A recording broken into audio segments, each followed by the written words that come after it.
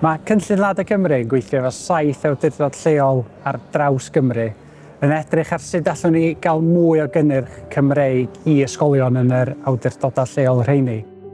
Yng Gwynedd yn benodol, da ni'n awyddus i glywed gan gynhyrchwyr sydd hefo diddordeb mewn bod yn rhan o'r gadwyn yna a gweld os oes yna gyfleoedd i'w cynnyrch nhw i gyrraedd bwydlenni'r ysgolion.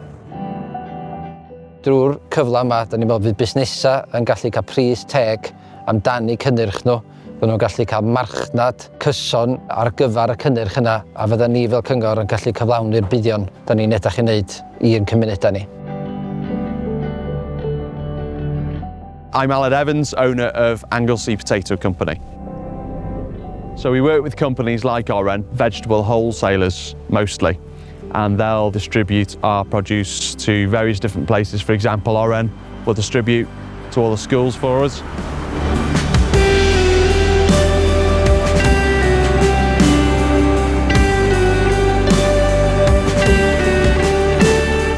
Mae Oren yn gwmni sydd wedi bod yn mynd wan ers tua 4 blynedd. Mae'r manteision i darparu bwyd lleol yn y gadwyn ysgolion a'r cyngor yn rili bwysig i ni. Ni'n teimlo bod mae'n helpu'r economi lleol, economi Cymraeg. Mae'r bres yn cael ei gadw yn Gymru ac yn lleol. Ac hefyd mae'n rhoi jobsys lleol i bobl. Mae'n jyst yn meddwl bod ni'n gallu cynhyrchu mwy o bwyd yn hunan yn agosach at adra. Wel, mae'r cynllun fel hyn rwan yn hollol bwysig bod ni'n cydnabod y rôl allweddol ffermydd mewn cymunedau lleol. A hefyd gan feddwl bod yn cwsmeriad ni, pobl sydd yn bwyta'n bwyd ni'n byw yn lleol hefyd, mae eisiau tynhau y gadwyn fwyd na a cael dealltwriaeth, cynnal swyddi mewn cymunedau gwledig, a mae'n bwysig felly bod yr economi yn cylchdroi o gwmpas y gwerth hwnnw.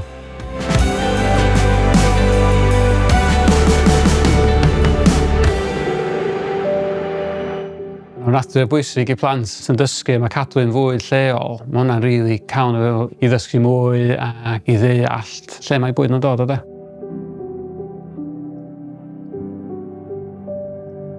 Wel, da ni gyd yn sôn am bod eisiau plant cael yr addysg gorau.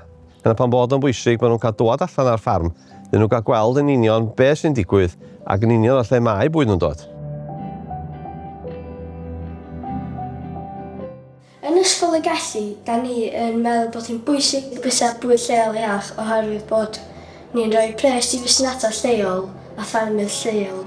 A dwi hefyd yn meddwl bod yn dda oherwydd bod ni'n cael y ffrwythau llysiau. A nawn ni gadw'n iach drwy fused bwydydd. So I'm James Stent, I'm Head of Farm Member Services at South Larder Cymru. We're really keen on trying to promote an integrated supply chain and support our local communities by supplying our food products.